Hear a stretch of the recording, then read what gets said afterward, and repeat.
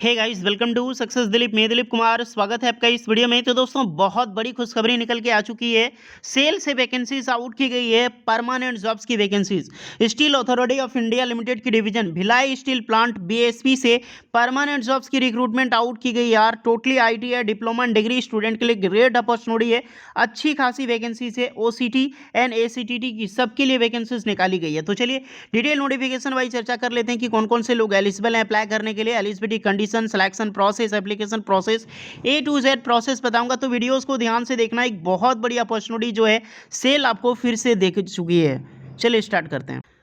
तो गाइज ये है ऑफिशियल नोटिफिकेशन जो कि रिलीज की गई है भिलाई स्टील प्लांट से। एक बहुत बड़ा प्लांट और सेल का सबसे बड़ा प्लांट जो है वो भिलाई स्टील प्लांट है।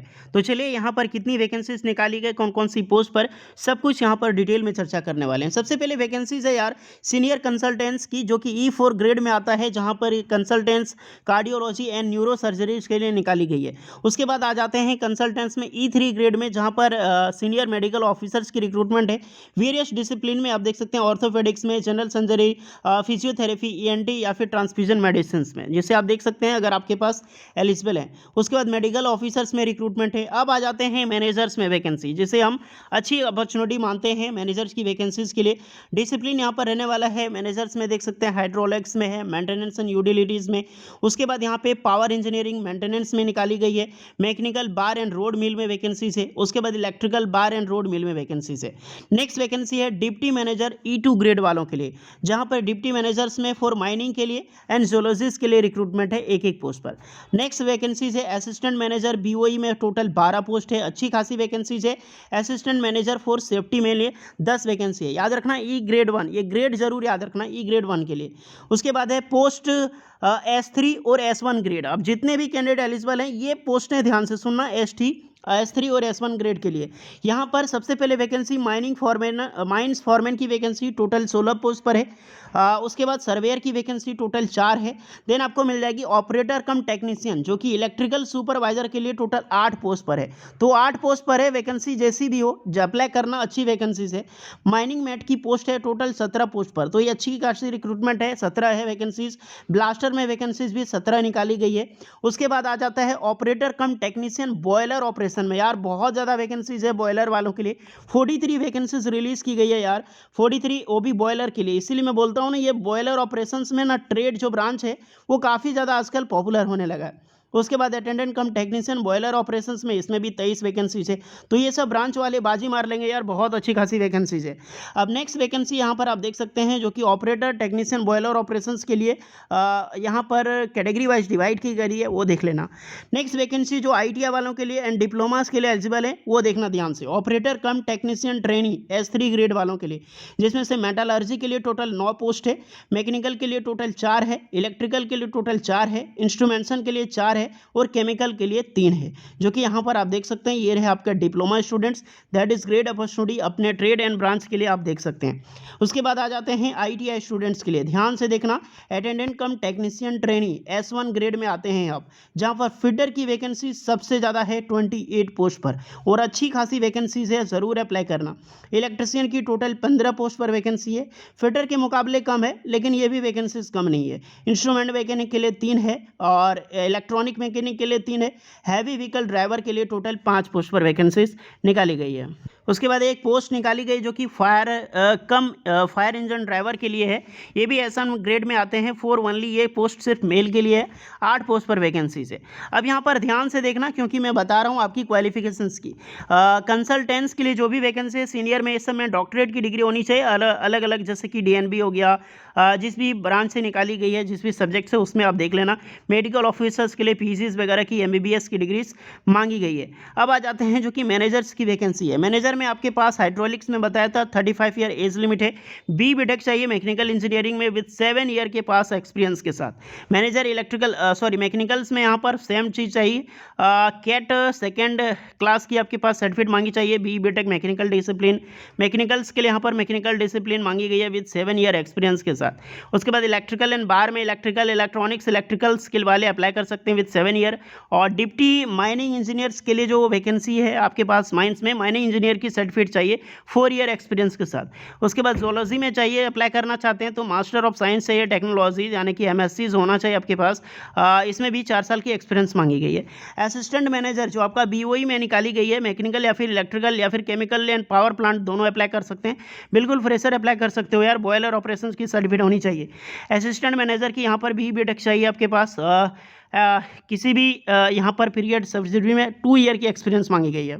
नेक्स्ट वैकेंसी है माइनिंग फॉर्मेयर में, यहाँ पे 10 पास विद 3 ईयर की डिप्लोमा होनी चाहिए। माइनिंग गवर्नमेंट माइनिंग इंजीनियरिंग में आप अप्लाई कर सकते हैं माइनिंग फॉरमैन सर्टिफिकेट के साथ, याद रखना, प्लस 1 ईयर की सर्टिफिकेट। सर्वेयर की वैकेंसी है तो 3 ईयर की डिप्लोमा चाहिए और सर्वेइंग की सर्टिफिकेट होनी चाहिए, 1 ईयर एक्सपीरियंस के साथ आप अप्लाई कर सकते हैं।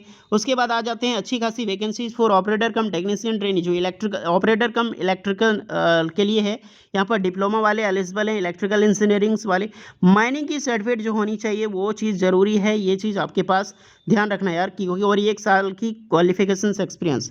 माइनिंग मैट में अप्लाई करने के लिए माइनिंग मैट चाहिए, 10 पास विद माइनिंग मैट की सर्टिफिकेट आप अप्लाई कर सकते हैं, 1 ईयर एक्सपीरियंस है।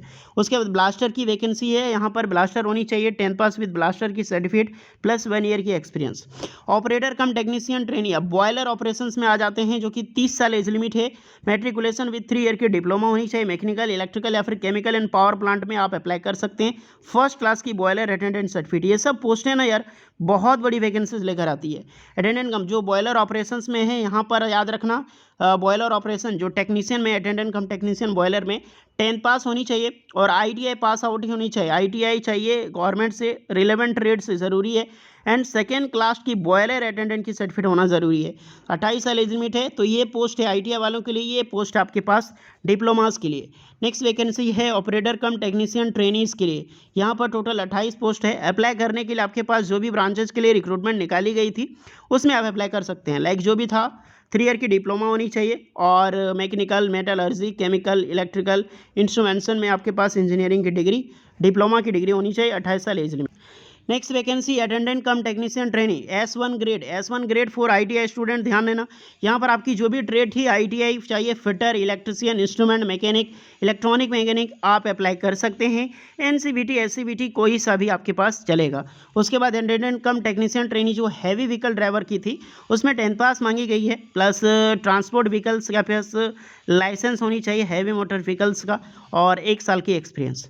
देन आपकी फायरमैन वाले के लिए सिर्फ 10 पास की कैंडिडेट अप्लाई कर सकते हैं, 1 साल की एक्सपीरियंस आपके पास होना चाहिए और मोटर व्हीकल की लाइसेंस चाहिए। देखिए सब में एज यहाँ पे बताई गई है, एज में रिलैक्सेशन सभी को मिलेगी, रिजर्वेशन के बारे में बताया गया है। ST/SC वालों को, 5 एंड OBC वालों को, 3 इयर्स की PWD कैंडिडेट हैं 10 साल की आपको छूट दी जाएगी गाइस। यहाँ पर कुछ हाइट मेजरमेंट जो मेडिकल स्टैंडर्ड होनी चाहिए, फिजिकल स्टैंडर्ड, वो ध्यान रखना। जैसे हाइट आपकी मांगी गई है for E grade 1 and E grade 4 वालों के लिए मेल की हाइट 155 सेंटीमीटर चाहिए जो कि इंजीनियरिंग के लिए, और नॉन इंजीनियरिंग के लिए 150 सेंटीमीटर, फीमेल के लिए 143 सेंटीमीटर रखी गई है। और रिसर्व ग्रेड वाले ध्यान रखना, मेल के लिए यानी कि ITI डिप्लोमा वालों के लिए मेल के लिए 155 सेंटीमीटर, फीमेल के लिए 143 सेंटीमीटर, वजन 45 किलो, फीमेल के लिए 35 किलो। चेस्ट की साइज यहाँ पर रखी गई है जो कि ज़्यादा चेस्ट की साइज मायने नहीं रखती, हाइट और वेट जरूर मायने रखती है। उसके बाद कुछ विजुअल पैरामीटर्स हैं जो कि आप देख सकते हैं अगर आपके पास आइज विजुअल पैरामीटर्स की एलिजिबिलिटी हो तो। और सबसे बड़ी बात जो कि ड्राइवर के लिए अप्लाई कर रहे हैं फायर इंजन में, ऑपरेटर्स में, उसमें ध्यान रखना क्योंकि आपकी हाइट 165 सेंटीमीटर होनी चाहिए, 50 किलो वेट होनी चाहिए। देखिए इसमें तो कंपलसरी है, अगर इसमें अगर पास आउट होनी चाहती है, अगर हो जाते हैं 155 नहीं है, 154 है, 152 भी है तो चलता है, लेकिन ये जो है फायर इंजन ड्राइवर वाले के लिए इसमें आपके पास हाइट कंपलसरी है, आपके चाहिए गाइस।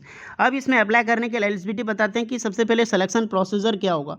जितने भी सिलेक्शंस हैं फॉर कंसल्टेंट्स वालों के लिए तो यहाँ पर देख सकते हैं परफॉर्मेंस एंड रिव्यूज़ के बेस पे आपको जो है 100 मार्क्स का टोटली रहने वाला है, क्वालिफाइंग मार्क्स, देन आपका सिलेक्शंस होगा। उसके बाद जितने भी यहाँ पर मैनेजर्स के लिए रिक्वायरमेंट है इसके लिए भी रिटन टेस्ट, ऑनलाइन टेस्ट होगा और सिलेक्शन होगी, रिटन टेस्ट CBTs होगा। एंड सिलेक्शन प्रोसीजर फॉर बात करें ITI डिप्लोमा स्टूडेंट्स के लिए जितने भी माइनिंग फॉरमैन वाले हैं, ब्लास्टर हैं, बॉयलर वाले हैं, सबके लिए ऑनलाइन CBT होगी, 100 मार्क्स का एग्जाम्स होगा, उसी के माध्यम से आपकी सिलेक्शन होगी। देन आपके पास skill test, physical ability test या फिर ड्राइविंग टेस्ट के माध्यम के बाद आपका सिलेक्शन होगा। तो ये ध्यान रखना गाइस, बहुत बड़ी अपॉर्चुनिटी है। अभी जो हाल ही में वैकेंसीज निकाली गई है DRDO सबसे रिलेटेड सेम चीज़ है, सिलेबस सेम है, तो ज़रूर अप्लाई करना, एक अच्छा ऑप्शन है यहाँ पर अप्लाई करने के लिए। इसमें सैलरी देखो, जितने भी कैंडिडेट हैं सबको लगभग किसी को यहाँ पे डायरेक्ट रिक्रूटमेंट मिलती, कुछ को यहाँ पर जो है प्रोबेशन पीरियड होता है एक, जैसे कि आप देख सकते हैं operator come technician training, attendant come technician training and fireman engine driver IT या डिप्लोमा के वालों के लिए 2 साल का यहाँ पर एक पीरियड होता है ट्रेनिंग का। फर्स्ट स्किल 1 में जो आपका ITI वालों के लिए फर्स्ट ईयर में 12,900 रुपये आपको पर मंथ स्टाइपेंड मिलेगी, सेकेंड ईयर में 15,000 मिलेगी, और डिप्लोमा वालों के लिए 16,100 मिलेगी फर्स्ट ईयर में, सेकंड में 18,300 मिलेगी। उसके बाद जब आपको परमानेंट जॉब्स मिल जाएगी ना, 2 साल के बाद परमानेंट हो जाओगे, आपकी कंसोलिडेटेड भी आपके जितने भी होगी, आप देख सकते हैं ईवड ये एक सब इंजीनियरिंग जो ग्रेड है ऑफिसर्स वालों के लिए इतनी सैलरी है। और सर्वे टेक्नीशियन इलेक्ट्रिकल या फिर बॉयलर के लिए बात करें 26,660 से 38,920 है। ITI डिप्लोमा वालों के लिए बात करें 25,000 से 70 से लेकर 35,070 आपको सैलरी मिलती है। सैलरी बहुत अच्छी खासी मिलती है। एप्लीकेशन फ़ी देख लो, S3 ग्रेड वालों के लिए आपके पास जो E1 से लेकर जितने भी एबव हैं 700 रुपये लगेगा जनरल OBC का ऑनलाइन फॉर्म, 200 रुपये ST SC वालों के लिए। अदरवाइज S3 डिप्लोमा वालों के लिए 500 लगेगा, 150 रुपये ST SC वालों के लिए। S1 के लिए जनरल OBC EWS वालों के लिए 300 रुपये लगेगा, यानी कि ITI वालों के लिए, और ITI वालों के लिए ST SC PWD के लिए मात्र आपको 100 रुपया लगेगा। तो मैंने ये एप्लीकेशन फ़ी भी बता दी है। अब जो भी कैंडिडेट एलिजिबल है, इस तरह की अपॉर्चुनिटीज़ को कोई भी बच्चा जाने मत देना यार, बहुत बड़ी अपॉर्चुनिटी है। इसकी ऑनलाइन फॉर्म 26 नवंबर 2022 को ओपन होगी और 17 दिसंबर 2022 तक इसकी फॉर्म चलने वाली है गाइस। तो ये रही eligibility condition totally details. Video कैसी लगी ज़रूर बताइएगा, यूजफुल लगी हो please like share and subscribe करें। इसकी नोटिफिकेशन लिंक डिस्क्रिप्शन में मौजूद है, जाओ जाकर रीड करो, कुछ डाउट है तो कमेंट करो। चलिए मिलते हैं नेक्स्ट वीडियो में, तब तक के लिए जय हिंद।